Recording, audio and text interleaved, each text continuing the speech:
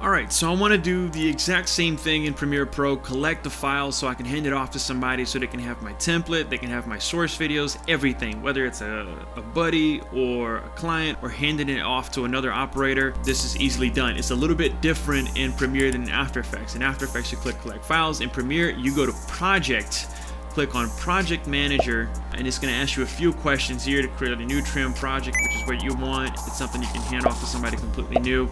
Include handles, you definitely want that. I would put at least 80 something frames because you never know when you need a little bit more handles than that. And then the path, you want to click on browse here to make sure you're going to wherever you want it saved.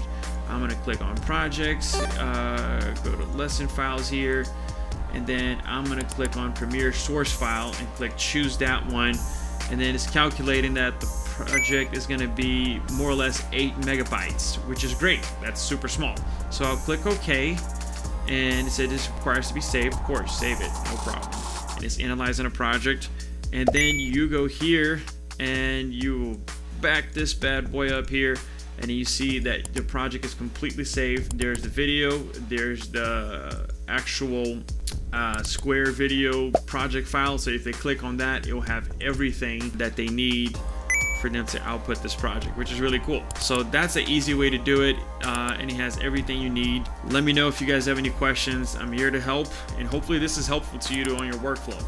Thanks. Bye bye.